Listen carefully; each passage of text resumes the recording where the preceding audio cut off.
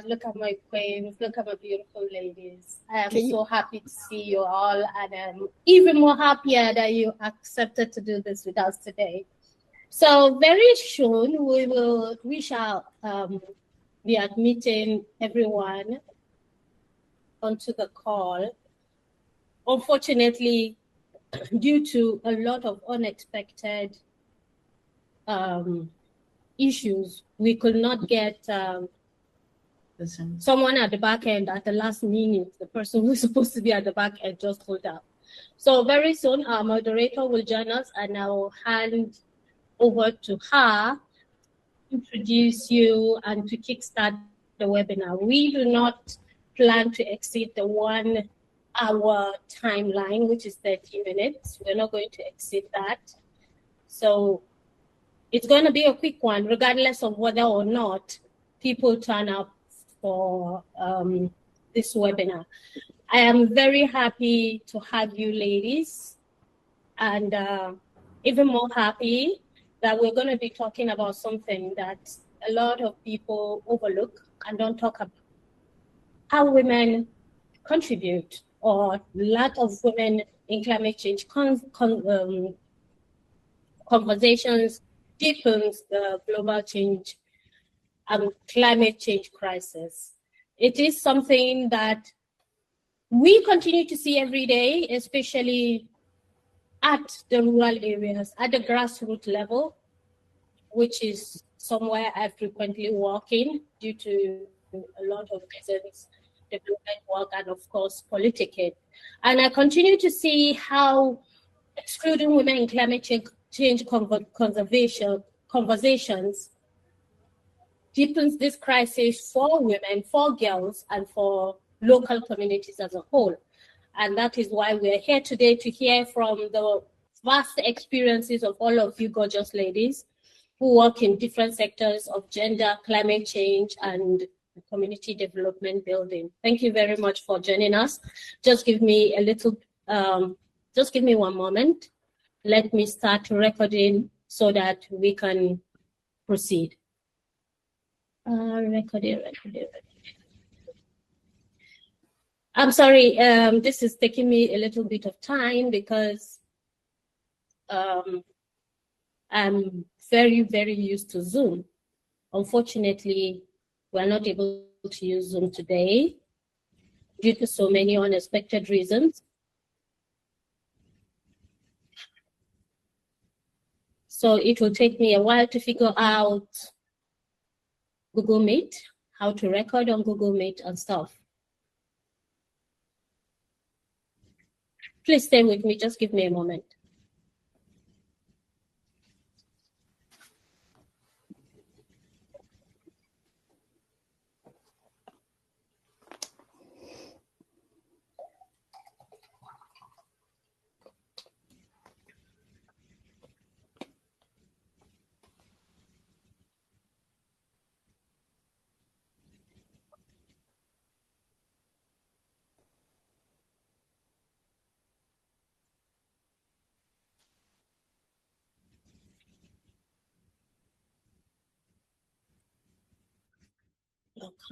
Oh, come on.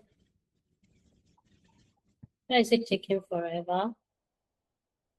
Okay, not that.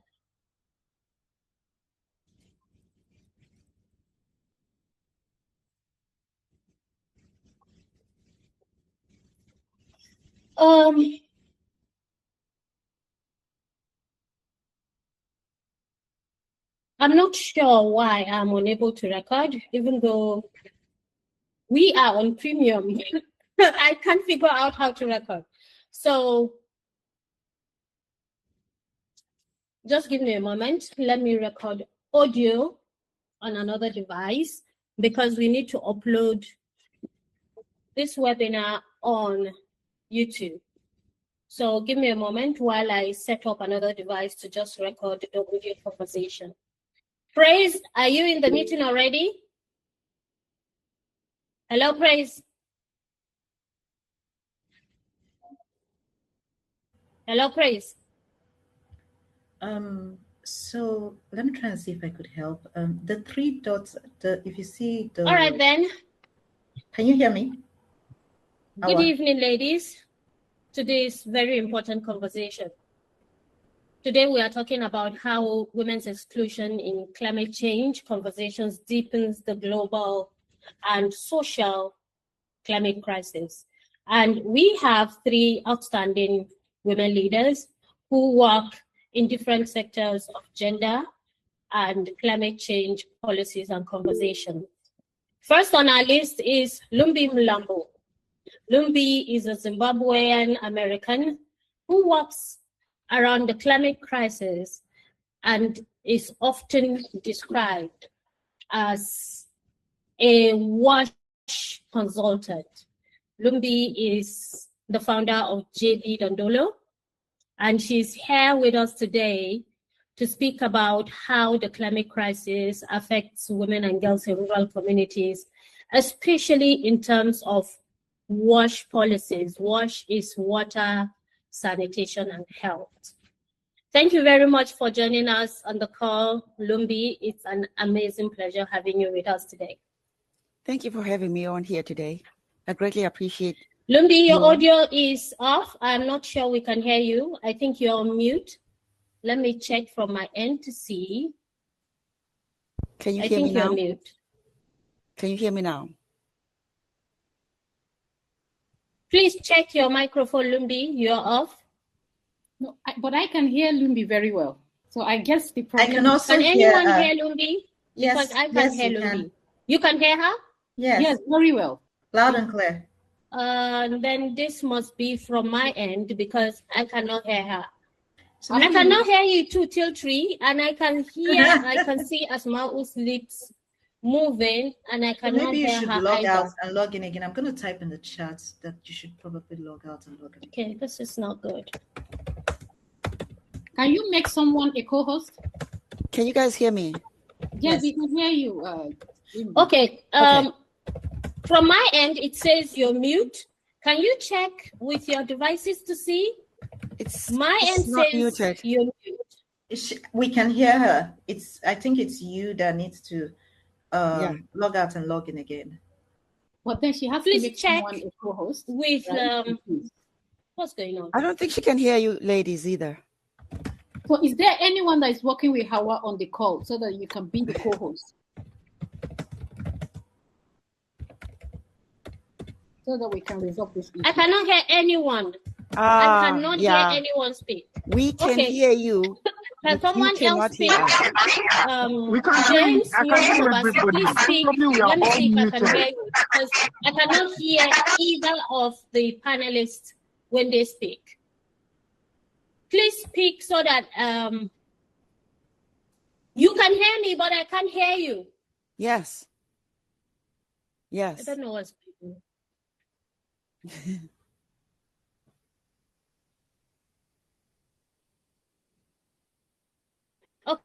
Okay, can you ladies give me a moment? Let me log out and log back in. Yeah.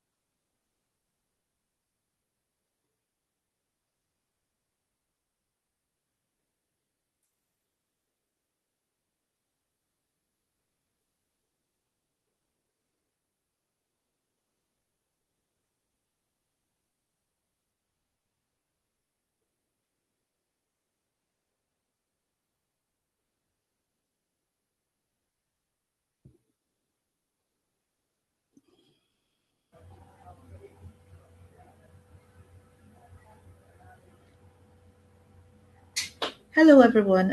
In case you're just joining and you're wondering why it's so quiet, we're just waiting for our to sort out a bit of logistical issue on our end, and we'll start off immediately. Thank you.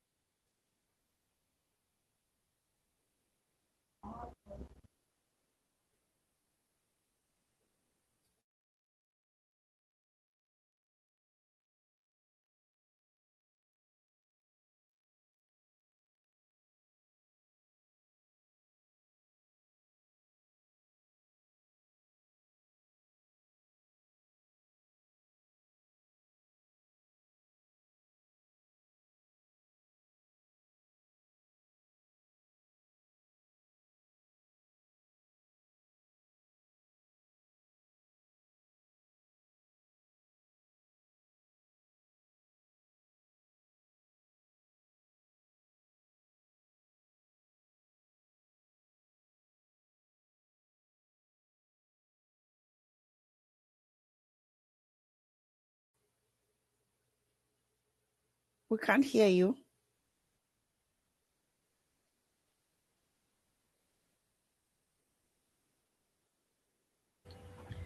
Awa, you're muted if you can hear us. We can't hear you. You have to unmute. It's the network. It's the network. She's actually muted. I can see that. Her screen, when you look at her screen, you see that she's muted.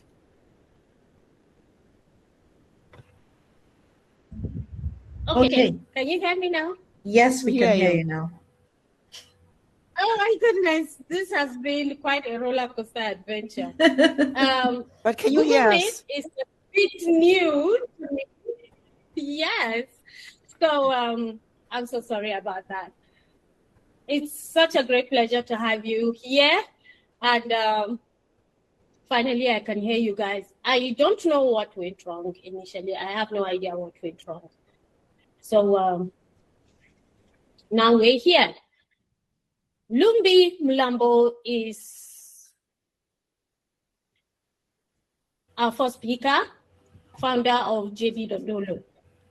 Lumbie is a wash specialist, okay? The things she does with communities in Zimbabwe, providing water access, working on water sanitation and hygiene across Zimbabwean communities is simply amazing. And Lumbie's work is one of the inspirations I had to take a closer look at grassroots communities I work with in my village and constituency. Whenever I visit back home, I pay closer attention to water sources, water access, kind of waters that are being used, and most importantly, how climate change affects water sources. Wells drying up, rivers drying up, flowing rivers that had clear water in the past, a lot of fishes, all of a sudden going dry and bare. And when I see the kind of work Lumbie does, I began to understand that this is actually a climate change problem, and it is a problem that we must not keep quiet about. And that is what inspired our coming up with the disparities that are being seen that are evident in climate change solutions as a result of women's exclusion in all sectors and aspects, especially climate change. Welcome to the conversation, Lumbie, and it's so good to have you here with us today. Thank you so much, Howard. I'm so excited to be here. Thank you for inviting me to speak here today. And I look forward to hearing all the other ladies as well. Thank you very much. So next is Dr. Asmau Benzies, who is a renowned gender, peace building, and social development specialist. And she is the founder of SENGAIN. SENGAIN is an abbreviation for Center for Nonviolence and Gender Advocacy in Nigeria. Dr. Asmau leads highly impactful initiatives on gender-based violence, prevention, including inclusive governance and community resilience. She has served as the technical expert on several World Bank projects, providing leadership in gender mainstreaming, gender resilience, strengthening, and service provider mapping. The work Asmau does with so many of her projects, including Horizon, not Horizon, no, Horizon. It's amazing. And we are so happy to have you here with us on this conversation, Dr. Leo. Thank you so much, Hawa, and good evening or afternoon, morning, wherever you are joining us from. It's a pleasure, a great pleasure to be here with you today. Thank you so much, Dr. Leo. And lastly, but not the least, just the last on this call is Ibukun Omololu. Ibukun Omololu is an amazing gender mainstreaming expert, and the work she does with Till Tree Co. is also amazing. A little bit about Till Tree is a gender consulting firm focused on closing gender gaps and driving socio-economic development across communities and nations. Ibukun has over 18 years experience in impactful projects globally, including initiatives for women in agriculture and businesses. She is also versatile in promoting financial education and inclusion, and has benefited over 6,000 women across multiple organizations within the African continent and globally. Ibukun has contributed as a judge and what do you call them? Those ones that issue grants in the famous Flourish African Foundation grant, 1 billion Naira fund, ACL Global Gender Lens, etc., etc. Ibukun is also a 2021 Trailblazers Award nominee by Strategic African Women in Leadership. She's also an alumni and facilitator for the Academy for Women Entrepreneurs, AWE, a White House Department of State initiative, and a member on Pioneer cohort of the Vital Voices Leadership Journey. Thank you so much for joining us here today, Ibukun Omololu. It's a great pleasure to have you. Thank you for having me, Awa, and it's a great pleasure to meet all the other ladies who I think we all met on Vital Voices, so it's funny that we're all here together again. So looking forward to the discussion. It really is. It really is. It really is. And I actually have forgotten the fact that we all met on Vital Voices until you mentioned it. So I shall be handing you over to the moderator for today's conversation, who is Praise Ebereti Azubike. Praise, are you ready?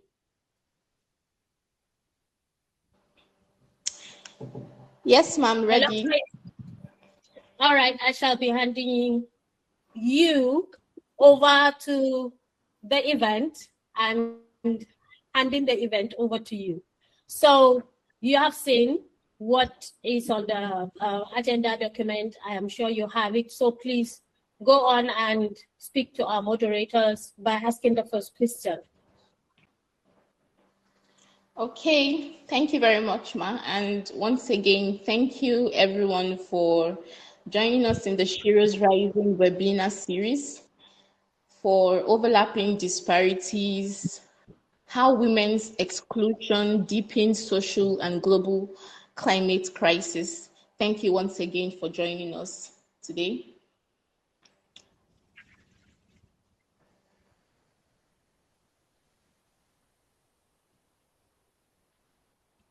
Okay, over to you, Ma.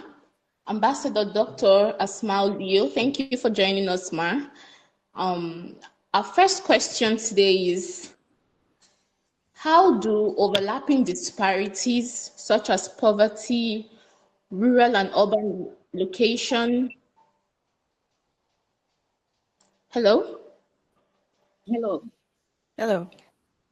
Yes, Ma, can you hear me? Yeah, can you hear me too? Yes, Ma, I can hear you. Yes, we can hear you, please. Please go ahead. Okay. Our first question for you, Ma, is how do overlapping disparities such as poverty, rural and urban location, ethnicity, disability, or cultural norms compound the impact of climate change on women, and what targeted approaches are needed to address these intersecting inequalities? Okay, thank you so much. Once again, it's a pleasure to be with you. And Praise, I must say that your questions are fully loaded, but I will attempt to go through each and every one of them if time permits. So thank you so much. So I would like to begin by saying that at the heart of the issues of climate change is this key concept of intersectionality. And Praise, you rightly mentioned some of those issues that are interconnected. And so the intersectionality as an idea really forms the basis of inequality. And this inequality we are talking about, they don't just operate in isolation, but they interact with each other to produce compounded disadvantages against women and girls. Climate change, as we know, has a threat multiplier, as experts normally say. And when this intersects, the threat multiplier of climate change, when it intersects with other inequalities, like poverty that you mentioned, the geography of the people, that's their location, the issue of disabilities, minority groups, restrictive gender norms, and everything coming together, what it does is that it creates a layer or layers of vulnerability that are far from just being severe a single factor. That means in climate change and vulnerability against women, there are multiple factors that impede on the rights of women in climate situations. So how do these disparities intersect in practice? For instance, we're going to be looking at those intersectionality that you mentioned. One, let's look at poverty and gender. Women, we know that represent this disproportionate, right, share of the world's poor. What this means is that women are more poor. When you look at the population of the world, demographically, we have more poor people that are women than any other sex. And then we look at, there's even a statistic that's proven that poverty has a female face, right? So in climate crisis, especially for us in Africa, we usually have issues of drought, we have issues of flooding, we have desertification, and all those things without any financial assistance or the resilience of the community. We know that that could also affect women disproportionately. So women often lack savings.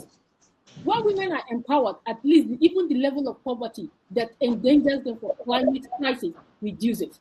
And they don't even have issues of insurance, because we know that in Africa, women don't even have access to land. So how do they even access land to even farm? And even the land itself is shrinking. There is even the notion, I don't know, I'm not a geographer, but what they are saying is that there is a huge land crisis in Africa. Even the men themselves have not gotten enough space to farm. Maybe it's because of the population growth, or what we call population bulge. People hardly have this. And so this leads to climate shock, which can push people into long-term poverty. And these people, those at the lowest level of this poverty level are the women. And looking at also our geography or the location, like I mentioned earlier, those within the local communities or rural communities and those situated in the urban communities. Rural women, like we know, depend heavily on natural resources. What this means is that they depend on water sources, and these water sources could be either the river or the well. And you know that because of the issue of climate change, most of the rivers have now shrunk. Let's say a river that used to have 100% water now barely has 30%. And there's so much competition upon these scarce resources called water. Most of the issues we are having, even in the Lake Chad region now, the insurgency, the banditry, is because of the scarce resources and the issues of climate change. One, on land, two, water, and other issues like deforestation, the issues of desert encroachment, and the rest of them. Even agriculture, it has affected. So when this climate change disrupts the entire system, the livelihood of the people collapses. And remember, women are already at a disadvantaged position, even before climate change came on. And then when there's climate change, they have what? Double jeopardy. So what we see at the rural community is that there is a lot of issues that women face because of climate change. One, health issues. One, emergency cases, like in the issue of, sorry, someone's mic is on and it's really affecting my presentation. If you don't mind, can they switch off all the mute all the mics, please? Can we also mute our mics? Please, it will be of great help to me. Thank you so much. Thank you very much. Yeah, I was talking about the rural-urban issues concerning related to climate change. Then another one is the issue of cultural norms and values and how it affects women agency. So in many societies, women cannot own land, like I said earlier. Decisions also to even own land has to be on either the woman's husband or her relations. Or what we call right now in our communities, there's something we call gaya.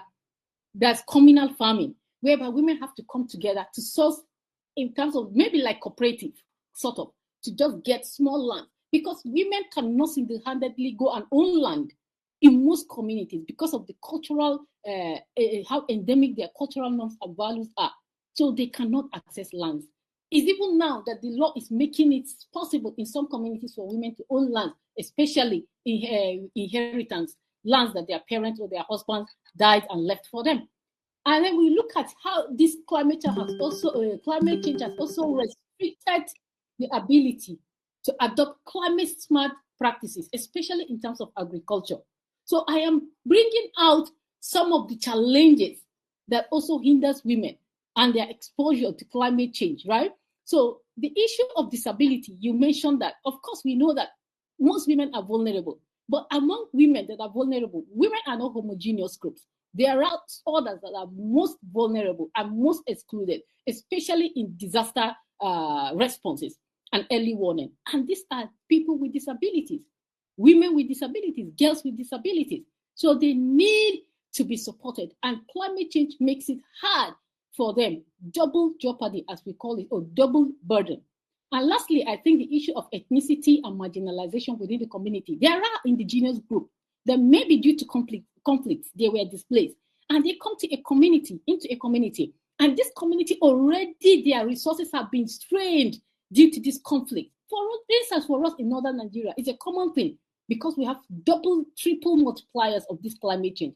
One is the issue of internal displacement. Huge and millions of people have been displaced from their homes. We have the issues of desertification that has encroached into some communities that keeps moving people away from their ancestral and habitual homes and things like that. And what happens is that they come into new settlements. And what happens? There's always tension between the host communities and people that are trooping in due to these issues of climate change. So what this practically means is that women are more exposed to climate risk, and they have fewer resources to cope and to adapt. And they are systematically excluded from the solution. Lastly, before I end, with regards to the issue of exclusion, when policies are being discussed, how do we bring the perspective of women to bear? We know that they are from what I have presented, it is obvious that women suffer most of this crisis.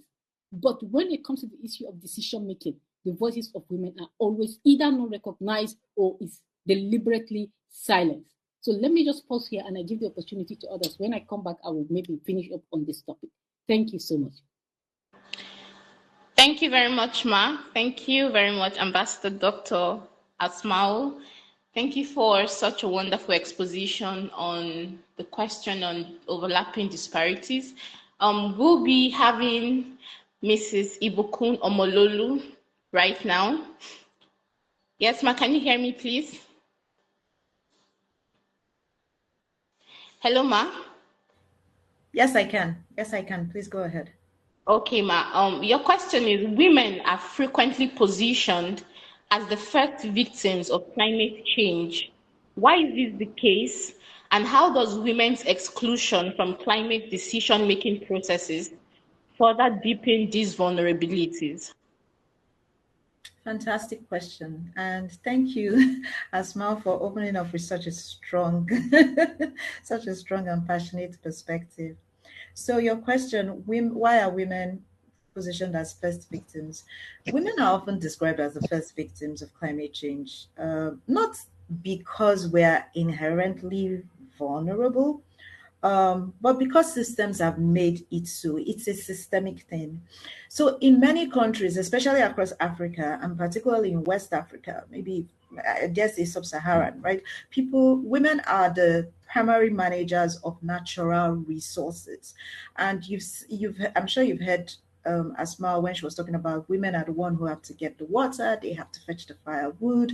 So women are responsible for food production, they're responsible for water collection, they're responsible for energy for cooking, if you think about coal and firewood, and also caregiving, right? So when climate shocks hit, right?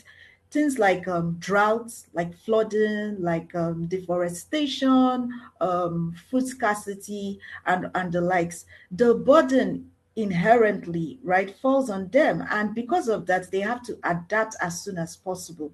But for me, I think the deeper issue is this, right? Women are overrepresented in terms of responsibility, right? But underrepresented in terms of power. Well, we're overrepresented in terms of responsibility because we are the ones doing all the work. We are the ones involved in majority of all those things. And so by the time there are issues, then we are the ones who have to quickly adapt.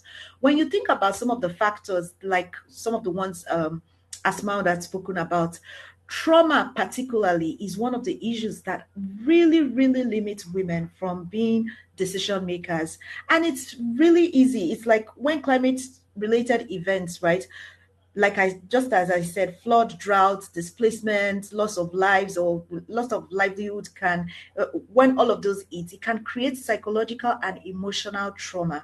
Now, this psychological and emotional trauma can also make women be somewhat what's the word, just feel like their confidence is lost. They don't even want to belong to some of these spaces because of what you've gone through. And we all know how deeply impacting trauma can be, right? First of all, your voice may not be valued at that time because you are trying to survive. You're practically trying to survive and trying to get the children to survive. So you might not be thinking of being a leader or understand how powerful your story may be at that point in time. So participation into, oh, I even want to be a decision maker or a leader when it comes to this could be somewhat, limited. Two, because your self-confidence might have been eroded or willingness to even say, I want to share my story. Think of a woman who has gone through drought, has lost maybe 3 children, is an internally displaced community, might have endured gender-based violence while being in the internally displaced community. It's a whole lot of things. And so then you are now thinking tomorrow, nobody is really hearing this woman's story and all. And we have decision makers who are making decisions on climate who do not really understand the lived realities of these women. So these are some of the few reasons why I feel that women are excluded from climate decision making. And basically, some of the things that we can really do, right, is that policies basically need to be designed with the realities of those that are most affected. This is why it's important to ensure that you do those surveys, ensure that you have the focus group discussion. You cannot take decisions if you cannot really speak with the people who are being affected most about these things and understanding their lived realities and then taking back those lived realities to make policies for them, right? Another thing is that resources definitely need to be allocated in a way that it reaches the last mile. And I'm sure Asmau would have seen a whole lot more of this last mile in terms of particularly people and women in the rural areas. If we're saying, okay, we're allocating resources for internally displaced people at certain places. But what about the people who cannot read? What about the people who are dealing with disabilities, the PWDs and the like, right? How is the resources reaching them in the last point? So those are some of the things we really need to look at, right? And then we also have to ensure that our solutions focus a lot more on infrastructure and technology, right? Without necessarily ignoring social dynamics or unpaid labor. But I feel like when you empower people with technology, with infrastructure, the things that make life easier for them, right?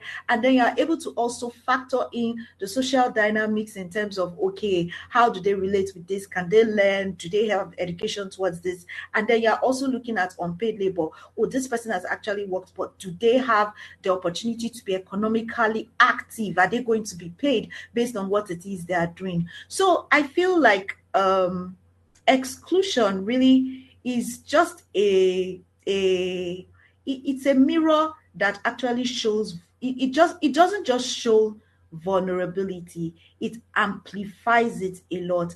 And this is basically why women are considered as the victim, and also some of the factors that lead to women not being decision makers in this space. I hope I have answered your question, and I look forward to breaking that down some more with the next questions.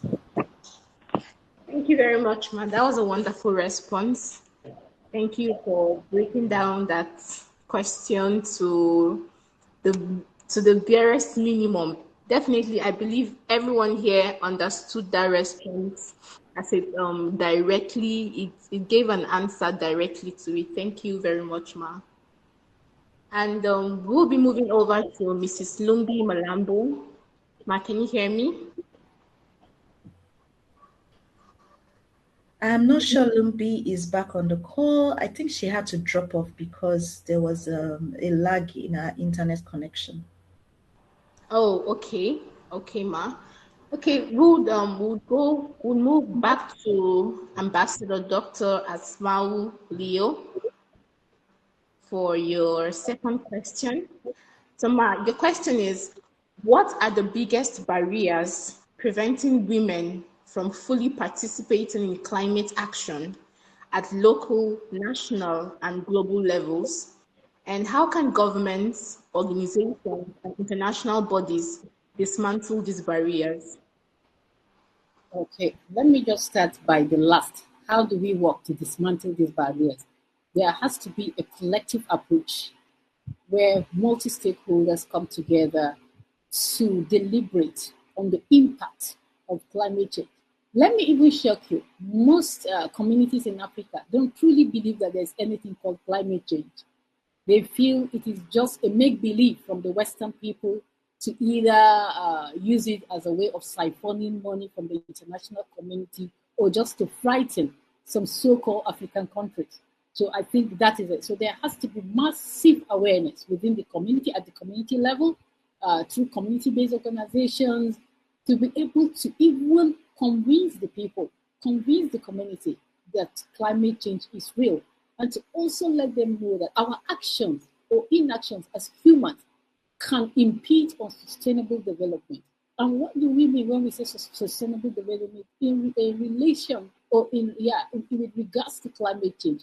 It is when the present generation works towards maintaining the earth so that the subsequent or the next generation can come into this world and still enjoy the benefit of what we are enjoying without being affected. But we know that our action these days has really impeded on the ozone layers, on the sea, rising sea levels, the issue of plastic, how they go into our water system, contaminate the water. There was even a documentary whereby women, pregnant women, because of the diet, our diet right now, it has affected not just the mothers themselves, but even the unborn babies. So coming to that, let me also look at the issues, what barriers, as you asked, what are the barriers to women's participation in climate action, and how can that be dismantled? Let me start by saying that women's exclusion from climate action is not accidental. Not just women's exclusion, any action from any human being in relation to climate crisis is not accidental, because climate change is not a sudden disaster. it is a gradual process due to human action. It's not something like an earthquake or a volcano that you are living now and then suddenly it erupts. No, it is what we do on a what we do in our daily lives, like throwing away trash into our sewage system or water, where water flows. We call it here, I don't know where, others that are watching us from abroad, we call it gutter. You understand? A sewage system where when it rains, that's where the entire water system flows. So when you use trash and you pour into that space and it chokes it and hinders it from flowing, what happens is that flood, because when the water reaches a certain level, it might not be able to flow back into the river. What it does is that it increases in level and then goes into people's houses as flood, and even farmlands, communities. So there are 3 critical barriers that I have maybe identified, which are: 1, the issue of structural barriers, institutional barriers, and the sociocultural barriers. But let me begin with structural barriers. 1 is the issue of economic inequality. I think I said this earlier, but let me also expand what I meant earlier. So economic inequality of women makes women have less access to capital and access to financial services. And we know that when that happens, it also further exacerbates the impact on them, also exposes more women to the impact of the climate shock. Secondly, time poverty. Time poverty is when women spend significant time on unpaid care work, like going to the river or distance to fetch water, like my friend mentioned, TLT company mentioned, caregiving, household labor. Then, this compounds so much of a woman's daily life, so much so that she doesn't even have time for productive responsibilities, like room for developing her self-capacity, leadership for her, or innovation, or even trying to work to within this climate space to understand what are the early warning signs that her community needs to take note of. She doesn't have time for that because she's always busy doing other things. Then there's also the educational gaps, because limited access is given to women to even study science, technology, and innovation courses. And why that, you see women going to other fields. So the issue of climate change, we have some women, let me not say all, a lot of women have little or not understanding at all on climate knowledge. And this reduces their participation in both technical and policy spaces. Then the second barrier is that of the institutional barrier. There's a lot of underrepresentation in leadership. In spaces where people, policymakers, decision makers are discussing about climate shocks and effects, where are the women? Women are often absent from this negotiation, from national policies, bodies, platforms. We go to COP. I saw last year's statistics that only 30% or less than 30% of government delegation were women from across the world, meaning that over 60-something% were men. So how can the perspective of women at the global level be heard? Then the aspect of gender-blind policies, especially climate-related gender policies. Nigeria has a climate action plan. Nigeria has developed a lot of gender-specific climate action plans and policies.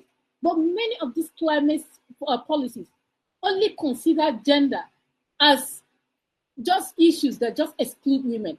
It does not look at the holistic, or does not give us a broader picture of what the contribution of women are in this space. It's only women as what? The victims of climate shock, but not women as active contributors to climate adaptation. And lastly, looking at the sociocultural barriers, I talked about it earlier, but let me also expand it. The aspect of restrictive norms and values, our culture, it restricts women from even the ability for them to have their voices considered in public decisions. We feel decision making is an exclusive right of men, right? So, and even when women are there, sometimes we just fill up space because our perspectives are not either recognized or not even rewarded. Sorry, this again is Nigeria, and it's part of the climate shock. So they just took light. And then I think lastly, the issue of mobility and safety constraint. Socioculturally, women find it hard to move because of our culture. There are certain cultures also in Nigeria, in Africa, that some women in communities up to today in the 21st century in Nigeria, you hardly find women moving out of their house, even for medical attention, if their husbands do not give them permission. And also some communities that women have to either ask their father-in-laws or mother-in-laws, and if the men or the entire community structure says, okay, you can't do this, they can't do it. So these are barriers. For instance, women don't even know how to swim. We have lost a lot of women to flooding in Nigeria. This is an open statistic because they are always at home. They don't know how to swim. They don't even have an idea for early warning and early response when there are issues of flooding in the community. So when we look at victims, at the end of the day, most of the people that suffer this issue of effect of climate change are basically women. So let me conclude also by saying that, I will need to talk about the issues of actions, more multi-level coordination actions. I will just mention them because I wouldn't have time to explain them. So the issue of government action, we understand. So we need to look at integrating gender responsive budgeting into climate policies, climate governance structures, and also have reforms in government. Such reforms as access. Nigeria has this land use act that we have to also review so that it can incorporate, because it's an age-long policy. And I don't think there is a present or the contemporary version of that law yet. So let us interrogate such laws and see how does it look at women's issues, right? And then the international and donor community, how do they also contribute to this? We have to tie funding to gender equality outcomes. We have to also look at how we can increase funding for women-led climate initiatives, especially at the community level. We also need to support long-term institutional capacity building, not just short-term, because sometimes we do what Nigerians call Indomie approach, sharp, you understand? So we don't take time to build capacity to be able to say that these people have the requisite capacity to respond to climate shocks. Then the contribution of civil societies and other NGOs. We know that in most communities we have, of course, community-based organizations. So we also have to assist to build leadership and pipelines of women, especially at the community level, providing them with training in climate science, advocacy, and also entrepreneurship, especially in green economy and blue economy, and then also in the aspect of, sorry, can you people see me? Hello, can you see me? It's a bit dark, but we can still hear you, and we can make out your face. Okay, we can hear you. We hear you. Okay, can you hear me? Can you see me now? Because yes, I see you better. And I want my voice to be heard, and I want my voice to count, right? So we can hear you very well. All right. So we also have to amplify the voices of women in policy dialogue. And what's the role of actors like private sector? Private sector also need to invest in inclusive green jobs and women-led enterprises, like what TLT is doing, and other women that are into issues of solar energy, renewable energy, and the like, and also how to develop financial products that is tailored specifically to women. And then lastly, at the community level, we have to promote shared household responsibility so that we can reduce unpaid care burden. This might sound controversial though, but I think there is need to lessen the burden on women so that they could also channel their energy into something more productive, not just for themselves, not just for their families, but also for the community, because where women contribute their perspective, the community becomes better. And also, lastly, I think there's need to engage men and boys as allies, especially our community influencers, like traditional or religious leaders, for them to shift these harmful cultural and religious norms that impede on the rights of women. Let me pause here. Thank you, and over. Thank you very much, ma'am. That was a very explicit response. And that part where you stated that the exclusion of women from global climate issues is not accidental, that actually stood out to me, because the truth is that our actions and everything that we do as a nation, as individuals, and as people is very, very important, and it matters concerning issues like this. So once again, thank you very much, Ma. It seems like Mrs. Lumbie has joined us on the call. Mrs. Lumbie, Ma, can you hear me? Yes, I can hear you clearly. All right, thank you, Ma. Your first question for this webinar is, the climate crisis is often described as gender neutral, yet evidence shows it disproportionately affects women and girls. Can you please share specific examples from your work or research that illustrate how climate change intersects with gender inequalities, particularly in vulnerable communities? Oh, absolutely. First of all, I want to apologize for the internet connectivity on my side. I got kicked off, so I had to kind of log off and log back in. So, but I'm glad to be back to join these beautiful women with such exciting insights that they've shared. Thank you so much. So for my work with JP Dondolo in underserved communities, I've seen firsthand that climate change amplifies existing inequalities, and women and girls carry the heaviest burden.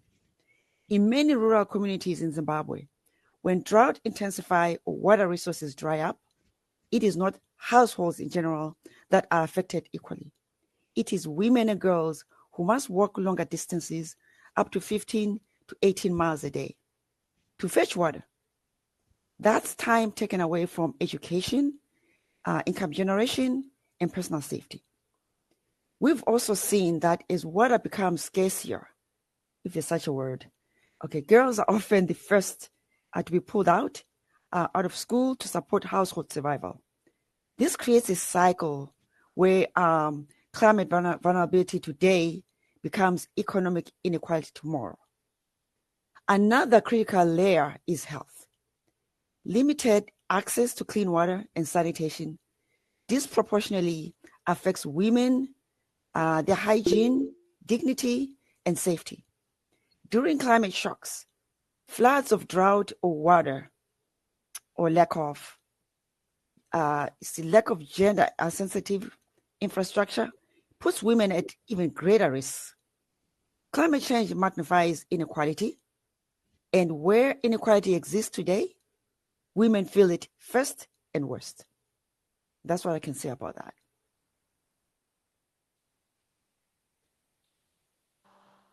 Okay, thank you very much, Ma, for that response.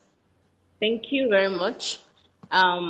We'll come back to you, Mrs. Ibukun. Can you hear me, Ma? Yes, I can. I just wanted to confirm if Awa wanted to say something, because I saw her hand raised for a bit.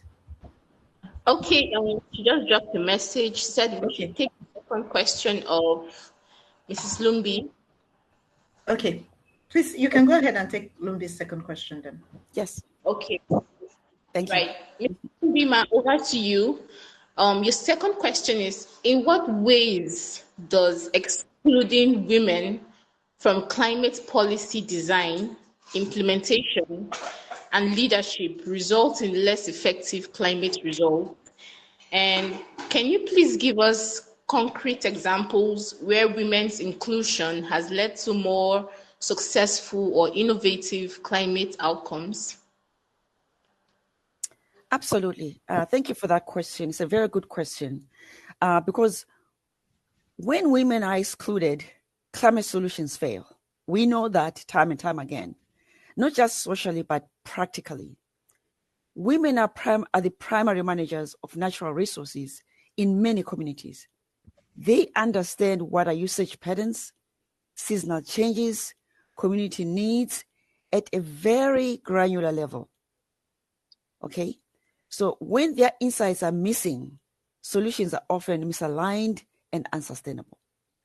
For example, I've seen water infrastructure projects fail simply because women are not consulted on location.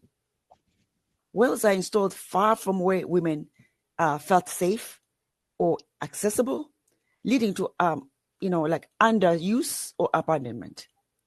On the flip side, though, when women are included, outcomes improve dramatically. At my company, JB Dondolo, we've intentionally involved women in the design and implementation of water systems.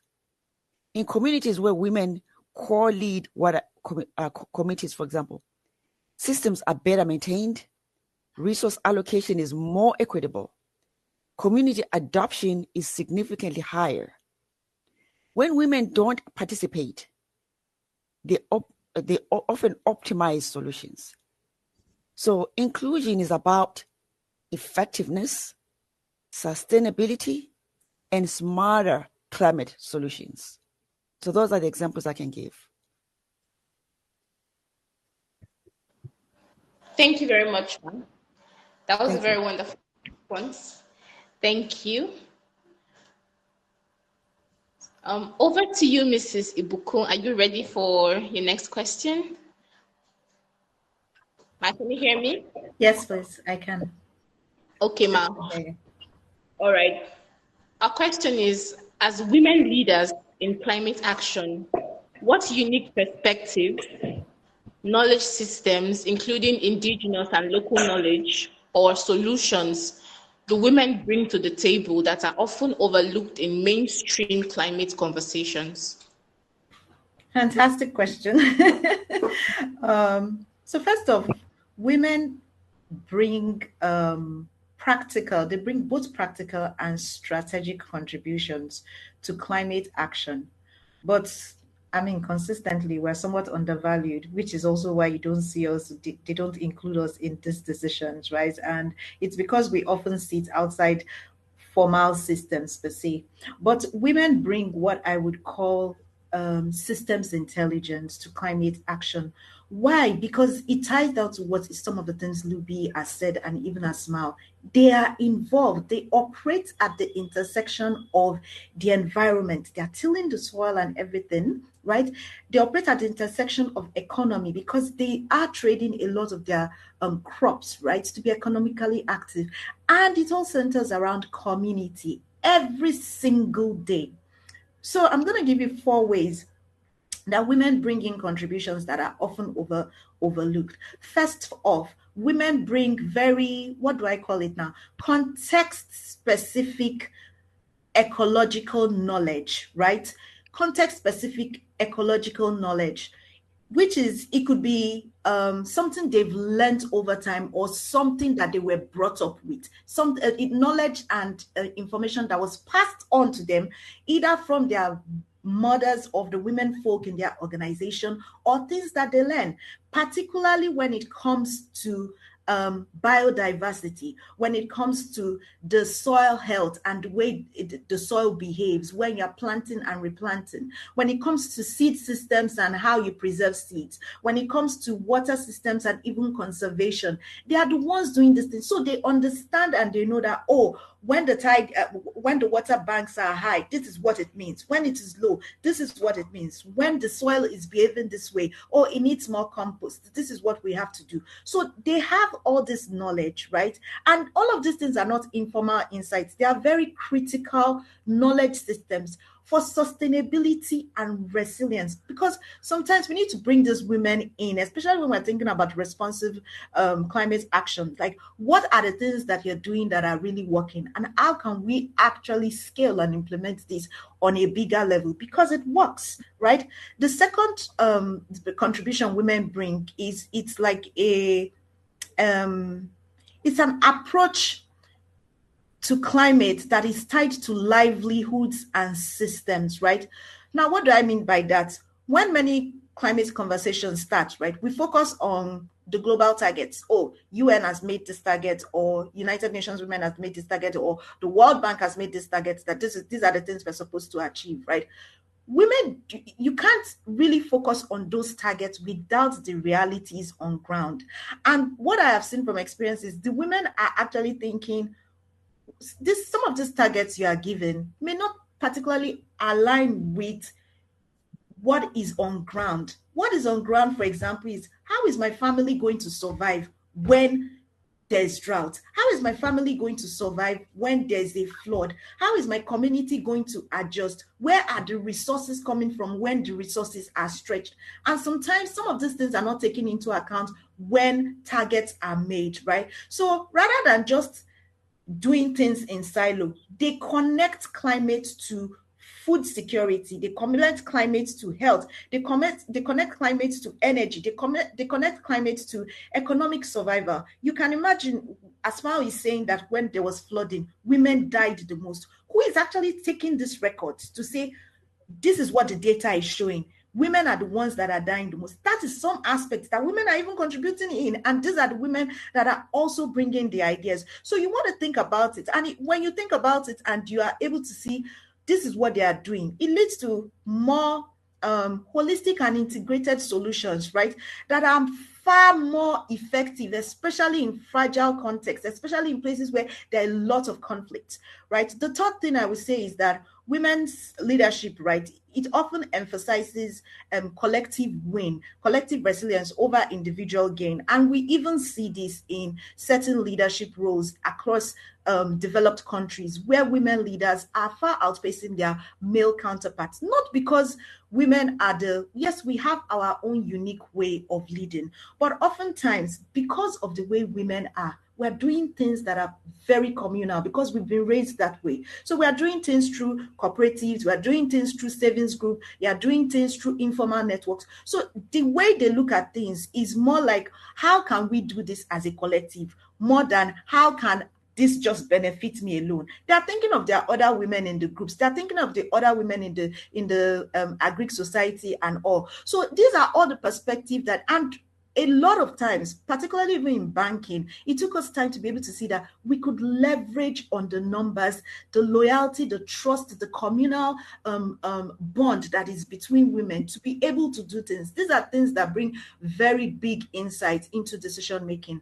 And the final thing I would say would be women think long term, and it's rooted in care. And I saw this also come out even in banking. Why? Because women are, not all women, but women are maternal in nature. They're thinking about the children. They're thinking about the next generation, even those who don't have children. They're looking at how is this thing impacting the people that are coming, right? So they're not looking at the climate discourse and saying, oh, this is just what we need to do for the short term. They are looking at it in the long term, like, is this the world I am going to live for my children? How is this going to affect that? You can imagine, they're not even really thinking too much of themselves, and they're also thinking of the future. So these are the insights that women bring. And I must say at this point, right, on projects where I have been, we always have better outcomes when we have good representation, sometimes equal representation of both men and women on those projects. Why? Because everybody has their perspective. Everybody has their own way of thinking. Everybody have their own focal points.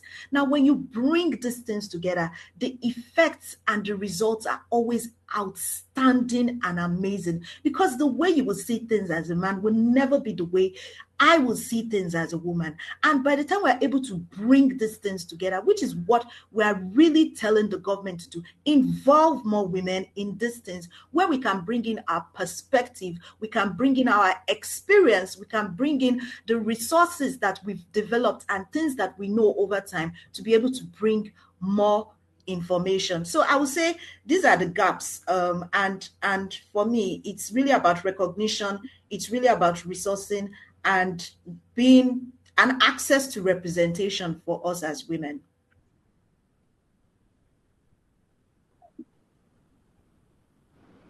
Thank you very much, Ma. That response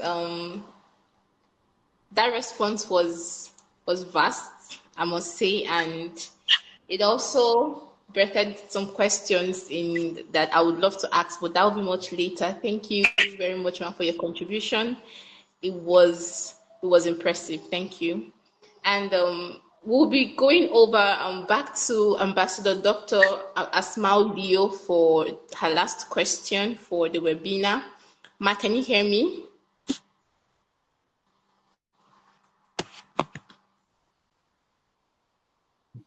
Oh, okay. Yeah. I think. Okay, it seems she.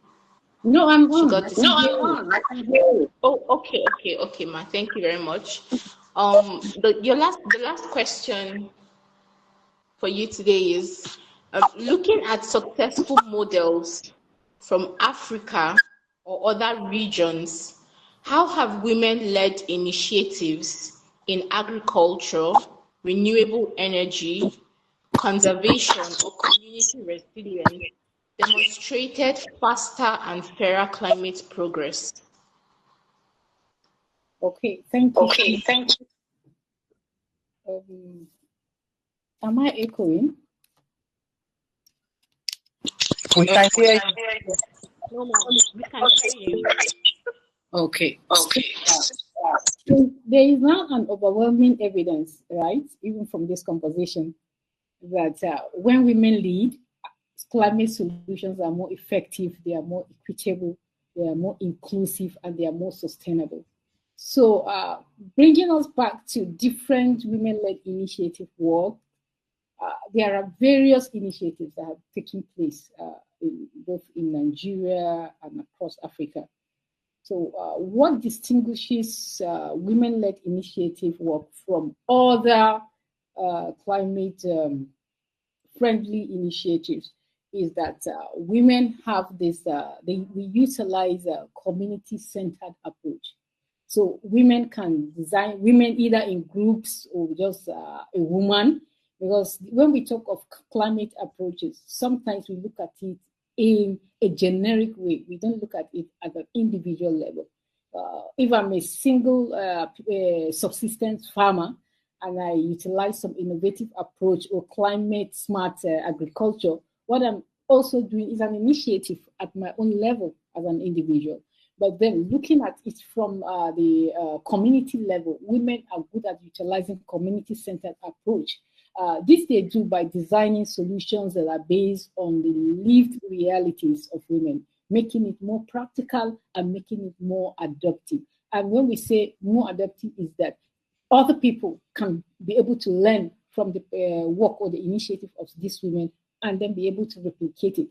This could be women, men in the communities, young men in the communities who will look at the success story of what the women have been able to do and then replicate it, and it becomes a community-wide approach. And also there is high social impact multiplier. This is also aligned to what I said in the first place, where women reinvest whatever they've been able to garner or they've been able to get from their own enterprise into both their families. And when we say families, they use that to take care of the education of their children, take care of the health care, especially when they are caregivers to their aged parents. And again, the issue of nutrition, they use what they are able to get. Maybe if they are into farming, they could use what they get to be able to assist the household by creating a broader kind of resilience. There's also the issue of ensuring a long-time sustainability focus. So when women group and women initiative, when they lead an initiative, what is behind their mind as their sustainability plan is that it has to be long-term. Women hardly want to do something that does not have a life, a long span of lifespan. They always want to do what is sustainable in the long run. So women tend to prioritize what we call environmental stewardship, or intergenerational equity. These are professional words, but I feel we could use the environmental stewardship like it is that you are loyal to the environment. You do environment friendly, or let me not use environment, let me use climate friendly and intergenerational climate resilient approaches. I don't know why I'm using too much grammar. Anyway, I'm sure you understand what I'm trying to say. So, giving us examples, because part of the question you asked is that I should provide concrete examples from across Africa. So, for instance, in the course of doing some research while I'm preparing for this presentation, I discovered some projects that have been done in Kenya, which they call the Green Belt Movement, which mobilize rural women to plant trees. We have such also in Nigeria, even though it might not be just for women group, but women are largely part of those people that carry out this initiative, whereby we plant trees across communities, right, for climate adaptation. And what is the outcome of such is to restore the ecosystem, especially in the north, that we are prone to desertification, desert encroachment, and things like that. So it restores the ecosystem. It also improves food security and also empower women economically, because some of these trees are not just anyhow trees, they are economic trees, like mango trees, pawpaw or avocado, whatever. At the end of the day, it helps the environment and equally serves as an economic or source of livelihood for the women. There's another initiative is like the climate smart agriculture that we have, even in Nigeria. The greenhouses, you go across Nigeria now, or we call it, there's some that we even went to supervise as a committee, because I belong to the Women in Agriculture Steering Committee under the Federal Ministry of Agriculture and Food Security. So we do go around, some communities just for assessment. And one of it was we went to Zaria, where they do the soilless farming. It's also part of the climate smart agriculture. Just water and some chemicals in the water. You don't even need soil to do that. So women are really cashing up on that in Nigeria and across other parts of Africa for adopt agroecology, water conservation techniques, and things like that. And this also has its own benefit, because sometimes you have much yield, unlike the normal one we do. Increase in yield, and then it reduces environmental degradation. It also strengthens food security, like I said in the other one. And another initiative is the renewable energy. Across Nigeria, everywhere you go now, even the Ministry of Women Affairs has adopted this renewable energy initiative. They are giving out cooking stove, clean cooking stoves to women. They are also, women-led enterprises that are into solar energy and lantern productions and things like that. So this also reduces, of course, we know the benefit of this renewable energy. It cuts the carbon emissions, greenhouse gases. It saves a lot of time that women have to go looking for firewood. It also reduces air pollution, because you know how it is in the village before. But now, when I went to my village last, I saw some women even using gas cooker. I was shocked. They said that the government came and distributed to the women. So instead of them going to cut down trees, they are now using gas cookers. And then those women in the coastal region also, like in the Niger Delta part of Nigeria and other African countries that are around the coastal region, Gulf of Guinea, and these also have what we call the mangrove restoration initiatives, whereby you go to the forest, because, replanting other trees so that it can reduce either mudslides or flooding, and then it supports fishery. The ecosystem, just to enhance biodiversity in its holistic form. So women, we know, operate at this level because it is something that is a welcome idea. It is something that is open. It's also something that is inclusive. And so looking at all these initiatives, what it does is to address the climate crisis effectively. It also works on the issue of shortening of the gap of inequality between men and women. We also look at, because we've talked about the issue of exclusion again. So they bring about the issue of inclusion so that we can provide together, men and women, climate solutions. And then I think that's basically some of those initiatives. And for me, I think it is an open thing that women should begin to think towards climate-friendly approaches and climate adaptation, so that, because the future, in the next how many years, we don't know how this earth is going to be. It's not like people will say, I'm not a prophet of doom. But if we look at basic statistics and the events and happenings climatically, environmentally, socially, we will know that definitely humans have to sit up and do things so that we can secure the future, whereby our future generation can come and live without fear. Thank you. Thank you very much, Ma.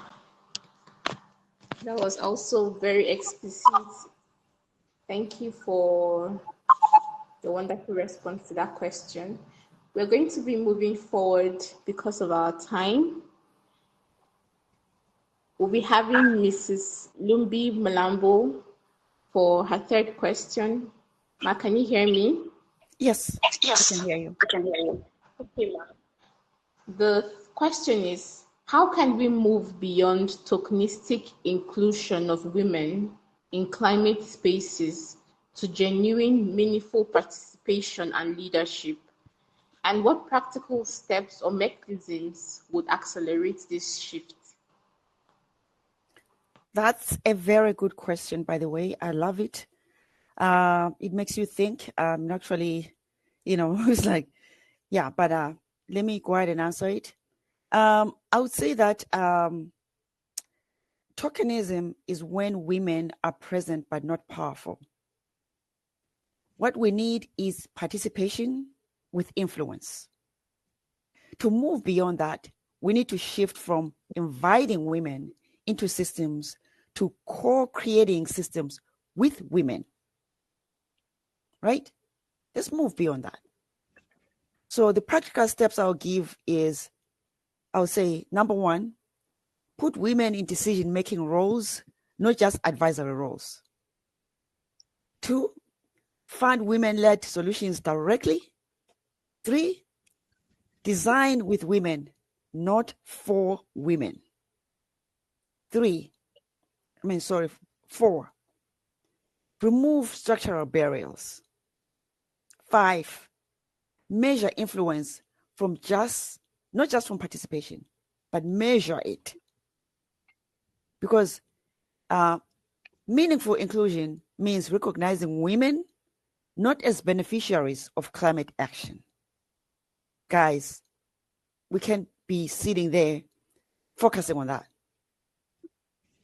Meaningful inclusion means recognizing women not as beneficiaries of climate action, but as architects of climate solutions. That's where we should be sitting. Just that alone is enough. And I would say that if we are serious about solving climate crisis, we cannot afford to exclude half of the world's intelligence, experience, and leadership, which comprises mostly of women. We cannot. Women, because we know that when women rise, solutions accelerate. And that's where we need to go. Our focus should be there. I can't say this enough, and I cannot say more than what I've said. I feel like that's just good enough. Yeah. Thank you so much.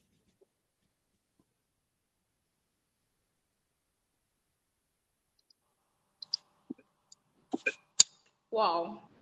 Thank you so much, Ma.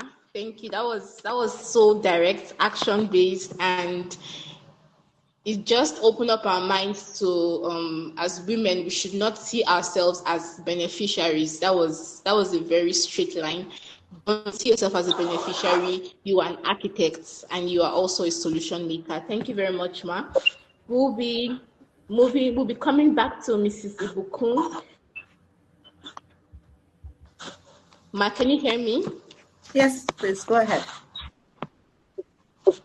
Yes, please go ahead. Okay, Ma. So your question is, what is one bold, actionable recommendation you would give to policymakers, funders, and climate organizations to ensure women's full inclusion becomes a non-negotiable part of climate action in the coming years? And how can we as individuals and organizations support this agenda? That's such a loaded question. Okay, there's an echo. Please, somebody should. Okay, that's fine. So I would say if we're serious about accelerating climate action, then definitely it definitely has to tie to gender equality. And as a matter of fact, solving gender equality directly impacts on solving as much as 7 SDG goals, in case if that's news flash for somebody. But we basically have to move from a lot of principles to enforcement, because it looks like even a lot of even the ecosystems players are not even getting the memo. So my bold recommendation, and also because I have played in the finance role for a long time, would be to institutionalize gender accountability within climate finance and governance framework, right? Everybody knows climate, well, maybe not everybody knows. Majority of the stakeholders, right, in the ecosystem know that climate is a big issue. And there's big funding in that space to say, hey, we want to solve this. This is what we want to solve. But it's not enough for you to have that funding if you do not have clear climate finance and governance framework in place, as well as accountability measures, right? We have to tie climate funding and policy approval to measurable gender inclusion outcomes. If those outcomes are not coming out, then we don't need to continue funding. It's painful that you see quite a lot of development things going on, and at the end of the day you're like, what are the exact outcomes from this? So we don't want to have a nice to have thing anymore. You want to have something that is a non-negotiable condition. Now, what does that look like in reality? It looks like there shouldn't be any climate project that is funded if you don't have clear gender participation metrics. Lumbie mentioned something on tokenism, and it was like she took the words right out of my heart. We don't want people to just be there like, okay, put just one woman there who doesn't understand the terrain, who doesn't have context, who doesn't know what is happening there. We want you to put decision makers who are genuinely affected by this, who can articulate what they are going through, or even if it's not them, people who can so represent them, but particularly women whose lived realities are this way, right? We also want women to be represented not just as, don't put them there as beneficiaries, because oftentimes when you say you're doing things in the development space, international development space, you're just positioning things like women are going to be the beneficiaries, women are going to be the beneficiaries. But at the end of the day, yes, they're going to be the beneficiaries, but then you now make men the decision makers. They don't have the lived realities. So we have to get women to be not just decision makers. They also have to be the designers. They have to be included in designing, and they have to be included in evaluating. Let women be along all of those lines that fit into all of this, right? And then the funding must directly support women-led or women-owned climate solutions, especially at grassroots levels. Why? A lot of this business are micro. It's not like they need so much money, but that little amount of money that they need means everything for their livelihoods, everything for the survival of their family, everything for them. And it's not too much for us to start designing these things for women in such a way that works for them. The truth of the matter is, whatever does not get measured should not get funded, and we need to enforce it and enforce it properly, so that money is not just being siphoned, it's getting somewhere, but it's not getting to the people who actually need it. Now, how can individuals and organizations support this concretely? I think Lumbie was very clear when she said tokenism. We need to move from having women as being part of it, but to really decision-making space where we have to move from tokenism representation to real decision-making, where you have shared influence, you have shared influence, you have shared power, and you can actually use this to make this. Because a lot of times, and I dare say this from experience, because I work with a lot of women leaders, some of those women leaders they are women leaders, but they are not able to move the needle. They are just there to represent. They can't take the decisions because the people who are supposed to support them are then rallying against them in their own way. But this woman is a woman, you're seeing her as a woman of power, but she's not able to actually take the decisions. So until men start to see us as, look, this is a counterpart who is not here to come and dominate over me. This woman has her own knowledge. She has her own substance. Let her put it in place. Let me put mine in place, and let's see how we can make all of this work for the general good, right? There are so many things, but I would like to stop at the second one for lack of time. We have to interrogate our systems and hold them accountable, particularly organizations. We need to start asking, right? Who is benefiting from these projects we are doing? Who is at risk? Who is missing? Right? And who is deciding?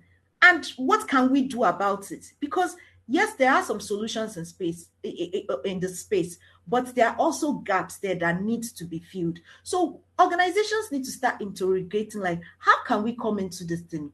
What can we do better? Where are you lacking that we as organizations can bring this in place to make things better? And I feel like by the time we do that, it will be very, very important.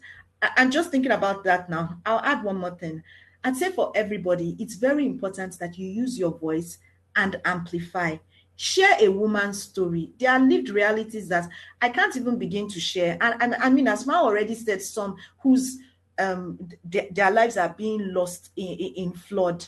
I can tell you for free that women, even when it comes to snake bites, and there was a major snake bite issue, that was even in the house. So we're not talking about rural. Women are the major ones who get killed by snake bites, right? Because of some of the things they go through, right? Even though they are supposed to have the idea of this is the medicinal leave that I can take, or some of those things, right? But women are the ones who are being affected on that. Women are the ones who have the least means to own land, on an agricultural means, that they are the ones working the most. Access to water, access to land. These are the real issues. So please, when we hear and we see these stories, let's look for how to amplify it. Maybe our decision makers can then look and say, oh, okay, it's about time we start doing this, and let's not stop. It can be tiring, but let's not stop. Let's keep amplifying and putting out the stories as much as possible. Thank you very much.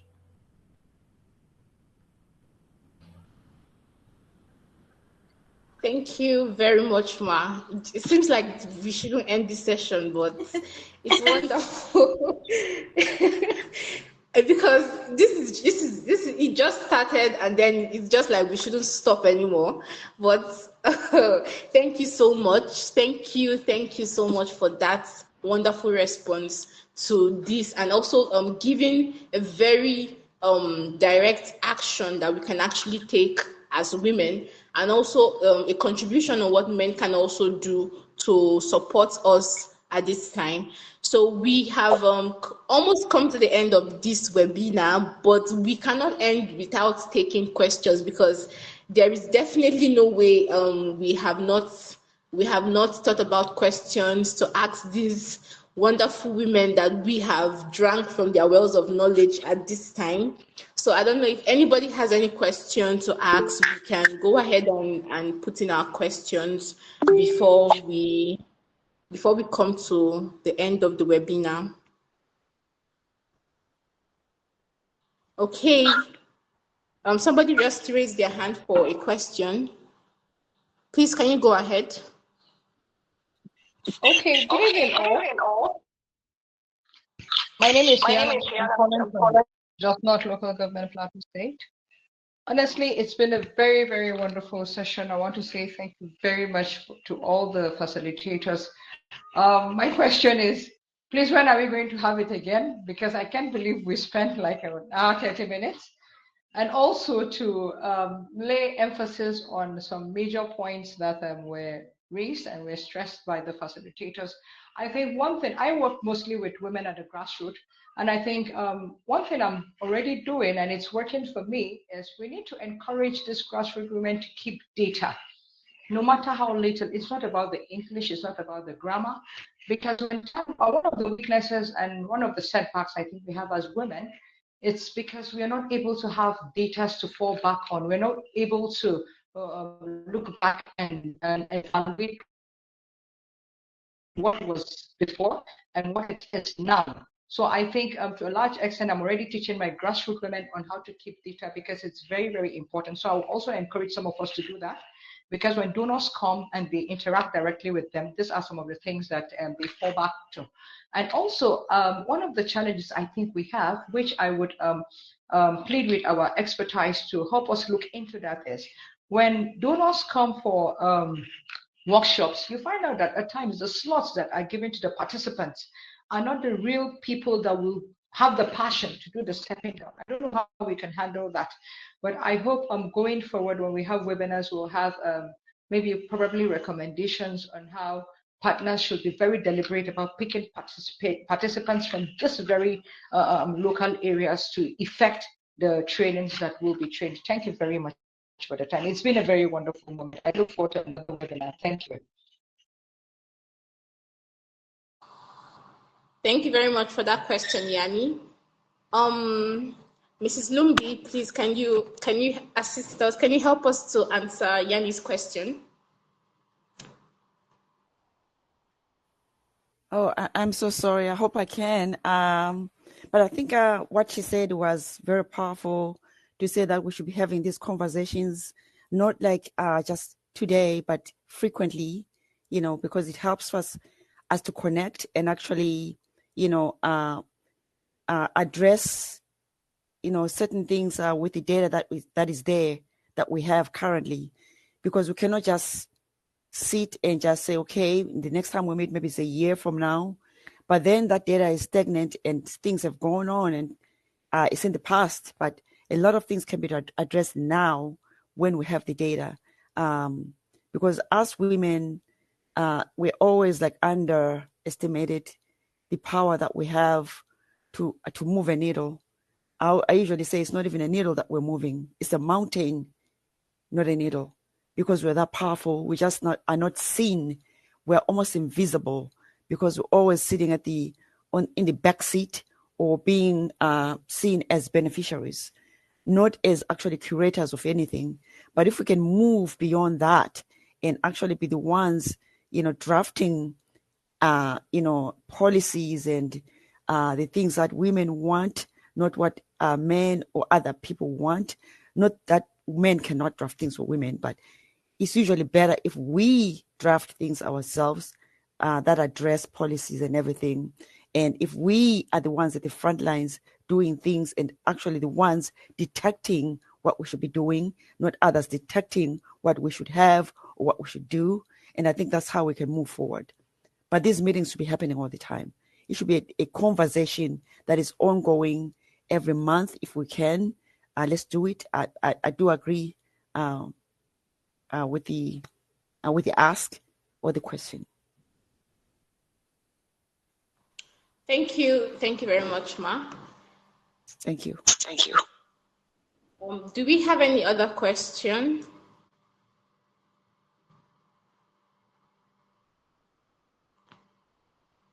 Okay. Personally, I have a question. I have a question for Mrs. Ibukun. Ma, when you were answering the second question on as women in climate action, talking about unique perspectives and the knowledge systems and the solutions that women bring to the table that are often overlooked in climate conversations, you talked about women being communal in nature. So something struck me at that point, and I was asking in my heart, I was like, is that somewhat kind of like a disadvantage for women? And do you think as women we should be more individualistic in making decisions that concern us in achieving our goals and also attaining success, and also in conversations that concern women? Do you think we should be more individualistic than being communal? That's a great question, Praise. And I think I would answer it this way.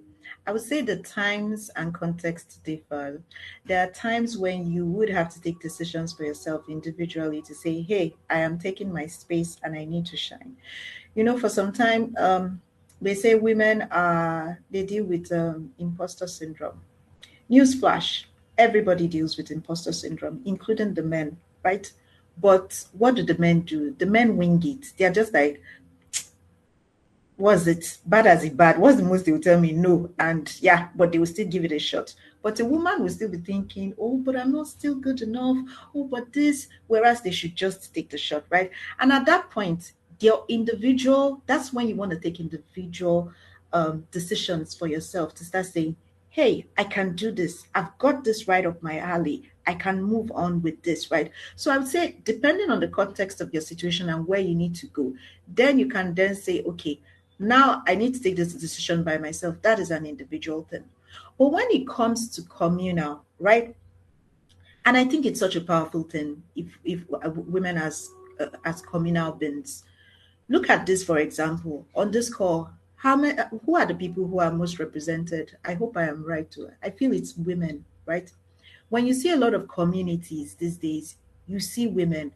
We like to thrive. We thrive moving together because a lot of the things, and it's just the way people are wired. You will not see a man wearing like a babariga and then you will see his fellow man say, this is really fine. No, which tailor sold it for you or something like that. But you would see women going, this is really good. Oh, I want the number of it. That is how we are. And so because that is how we want to be in communities. We want to be able to share ideas and exchange and all of that. But because we do not understand the power in communities, we just take it as a place to gist. Oh my God, no. If you know the power in numbers. Oh, recently, an organization reached out to me and they said, Ibukun, we want access to your network. And I'm like, what? They said, no, we know you. We know the people you have. We want access to your network. What do they say? They understand the power of communities. And that is what communal power. When you have communities, never ever underestimate the power of numbers. You can leverage, you can negotiate, you can do anything with the power of numbers. But the thing is, you have to make sure that you have good influence, good value, good impact. Right? If people didn't trust me or the kind of woman I have, I don't think I'll have enough women in my network. In fact, maybe some men will say, we don't want you to be friends with this woman. No, they know the kind of person she. I'm a married woman. I have my husband, I have my children, everything is fine. So you also want to look at what is the impact, the influence that this community is giving me. Does it give me access to opportunities? Does it give me access to information? Does it give me access to finance? These are the things that we can use numbers to leverage on when we talk about communities. It's not a place for us to come and to start gossiping or I have to wear this to the other. No, there's tremendous power in communities. And I feel like that is how we need to operate. And you will know that at this point, I need the power of community to be able to move to this point. At this point, it is me, an individual, that needs to take the decision and move to this point. I hope I have answered your question, and I hope I have not confused you some more. Not at all, man. You broke it down, and you answered my question to the point. You answered my question. Thank you very much. Thank you very much. I'm honored to receive such response. Thank you. I don't know if we have any other question before I hand over to Mrs. Hawa. I don't know if we have any other question. Okay. In the absence of no question, I would hand over to Mrs. Hawa. You have the floor, ma'am. Thank you very much. Praise. This has been, I am very certain that this is what you call your baptism of fire. You've never moderated a webinar before. I just pounced on you this afternoon. I'm like, Praise, come and do this. And you have pulled it off so wonderfully well. Thank you so much. I'm so proud of you. And to you, my gorgeous women, my gorgeous ladies, I am so honored that you have jumped on this important conversation with us. You've been with us on this webinar for an hour and a half, contrary to the 1 hour initially slated time. And that is absolutely not just because we started the webinar about 10 minutes late, but also, most importantly, because the conversation has been so enriching, it has been so empowering, and it has been so impactful. I am so honored to have shared in your vast range of knowledge, including that of Zimbabwe, Lumbie, Mlambo, JB Dondolo Foundation. I have been so enriched with what you've been doing all the way Zimbabwe, and my sisters in Nigeria have been also enriched with your vast knowledge, and thank you for sharing. I am very sure all the people that have been on this 1.5 hour conversation with us have also been empowered, especially the men, because I have long since realized something. We have just been doing our thing for so long, and the men are absolutely clueless. They don't know what we're doing. They have absolutely no idea about our struggles, our lives, our issues. It is the motivation I had to make Sheroes a gendered social enterprise, not a women's social enterprise. And now I know that I have made a very important and right decision by opening the doors to say to the men, look, we are all on the same table. Come and listen to us. Come and hear what we are saying. Come and be a part of the conversation as well as the solution. And there are some men here who are a part of Sheroes as well as some who are guests. Thank you so much for being with us on this journey and being a part of this conversation. Now you know, and you can take the words out there, talk to your friends, talk to your bosses, talk to your family. Women are a part of the solution. They are not the problem. And the problem is exclusion. We keeping women out of the conversation, out of decision making, and most importantly, keeping women and putting women in boxes, putting them in places they don't belong simply because it makes us comfortable. Now it is time men begin to make uncomfortable decisions, bring women on the table, make us part of decision makers for the benefit of our society, country, and the world as a whole. It's been a wonderful 90 minutes. Trust me, it's been empowering. Thank you so much, ladies. Thank you, thank you, thank you. There's no words good enough to express our appreciation. And despite the fact that we have some technical glitches, we are not able to record the session, but we are able to have write a lot of notes that's going to bring out a wonderful communique from this webinar. Thank you so much, Rihanna. We have a Rihanna in Nigeria. Can you beat that? Thank you for your question and for your encouragement for us to make this a regular affair. Our initial Sheroes Rising Plan is a quarterly webinar, but we are going to take this to the management and have a conversation about it. We're going to make it a monthly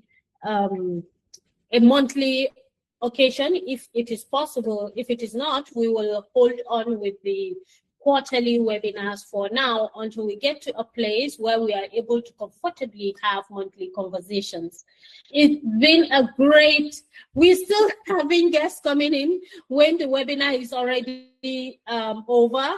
So the people joining us right now, next time, please be more punctual because we're trying to rewrite that African time narrative.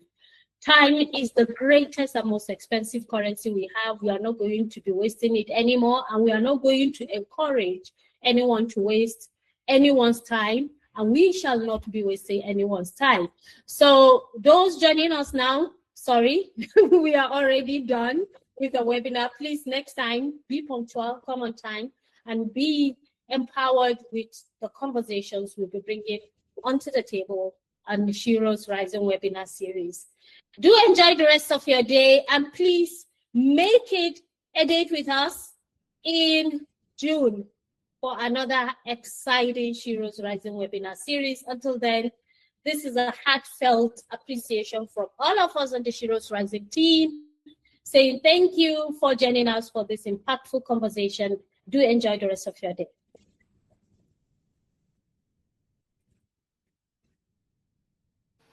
Thank you for having us, Hawa, and thank you everyone for staying all through.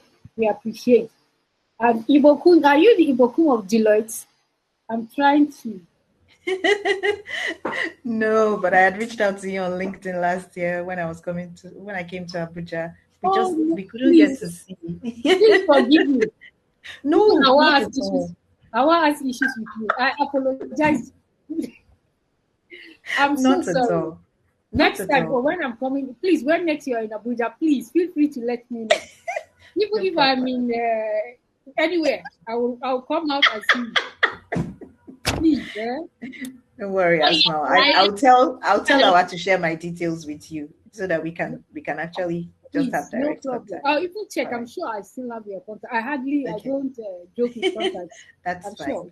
That's fine. It's such a pleasure to meet you here again, and well done on the fantastic work you're doing. And you too. Same here. Madam Awa.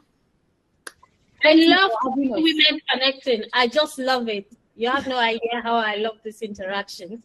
This is a VV family. This is a Vital Voices family here. In yes, it is. I think we should also be creative. We have a lot of our members here in Nigeria. Wow. We even had a WhatsApp platform.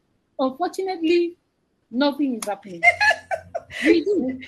Well, we don't have do you mean the Vital Voices Nigeria WhatsApp platform? Yes.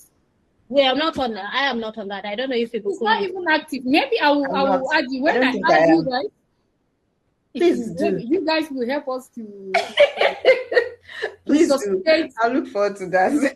We resurrect the platform. Nobody is saying even a word. I said, and we have a lot. We can do a lot. You know, life is busy. People are busy, and sometimes people find it difficult to extract themselves from their lives, their work, the things they're doing, to think about anything else. Life can be very busy. Yeah. We know everybody is trying to make ends meet, but hey, there should also be a time where we are better together, truly. We are better together. Definitely. So, Pray, that question you asked about the community thing, yes, the Ubuntu thing. One of the reasons why life is so stressful for everyone in these days, at least in our generation, is probably because we have been extracted from that communal kind of living, and we are more inclined towards individualistic living. And trust me, individualistic living is very, very stressful. It's very stressful. It doesn't help. It is not the original template of what life should be like. We are supposed to live as communities, as an extended community. And your community doesn't have to be your family. It doesn't necessarily have to be your family. In fact, external community is sweeter because family you're already used to them. So you're used to them. Like being in the same cycle for whatever. Yeah. But definitely, I think the issue is that we get too busy, engrossed in what is before us, and we lose touch of. I don't have a social life. Oh dear, I hardly do. My itinerary is home, work, church, activity. So anything work related. If you see me out, work related. So I think there should be time for people to, just unwind, And we should actually create that social. A lot of us, we have to create. Almost all of us operate on that spectrum. Yeah. It's just a straight jacket life of just home, work. And I personally, as an individual, on an individual level, I have put intentional effort in actually distancing or extracting myself from that straitjacket spectrum of lifestyle, I have begun to build a social life for myself. I have, yes, I have built a social life for myself. I have, in the past 2 years, done a lot of things. I have shared with you, Ibukun, some of the things I have been doing in the past 2 years. Yes. So, and I know the kind of difference it has made in my life. Truly, it has enabled me see things and life on a different level, in different perspectives. I am able to think things through. In the past, I am not able to think things through. It's like I have stagnated individually in my head. I've stagnated because, trust me, ladies, living life on that spectrum of just life work is stagnating. Yeah. So we have to open up ourselves. It is very uncomfortable at the beginning, and I am speaking as someone who has achieved that to a large extent, and I know how isolating it is. I feel isolated because I feel like everyone else. I feel like I'm getting on serious. But when I look at how my health has changed, how it has improved in my well-being mentally and physically, I know that I'm doing the right thing. But then I look behind me and I'm like, there's no one there, you know? So I think, especially, even though we are in different parts of the world, this is something we should all think about doing. Someone was asking me some few days ago that I say that I enjoy my life a lot now. What am I doing differently? I said, I'm doing the things I love. That's it. That's it. Doing the things I love. There's a thin line between doing the things you want, you understand, and then being sociable or something. What I've done is I reduced my maybe interpersonal relationship, not like before. I've been, restricted a bit of partying, like occasions, maybe wedding, always where people, So I have become a bit withdrawn from that kind of social thing. But then I discovered something in me that really I enjoy doing. Outdoor activities, having my me time, because I have to balance that because it's very important for my mental health. Yes. Sometimes when you're in the crowd again, certain things, So apart from that, but I try to ensure, unless it's very necessary, that I have to be in a space. I try to minimize just being. And another thing I think we have to do is also be able to know where you appear part-time. Because if you're almost always everywhere at every given time, it doesn't also show that you're being organized. That's me. That's what I feel. So sometimes I have to prioritize, okay, where do I really go? So I look at, okay, because there are times that in a week you have more than how many occasions. How do you do that? So you prioritize, okay, maybe one, twice. So out of the 4, whatever you have on ground, you begin to cut down, okay, maybe this, because of my relationship with this person, I can't afford to say no. So this is what I've been able to do, to shrink, to reduce it to barest minimal. That those ones that I cannot afford to say no. I think we should conversation. Yes, I was just going to tell you, people are joining, and you need to let them know that the meeting is over. I'm sorry, Auntie. The webinar is over. This is not a chit chat. This is just our own personal gist, though. The people are just joining. My Auntie Abby, how are you? Yeah, Ambassador Asmau, I think this is something we should have a webinar on. Because we are talking about issues, work-life balance. We're talking about issues that a lot of people absolutely have no idea how to approach, what even it means, and how to get it, how to achieve it. And it is very important. So ladies, have your next topic.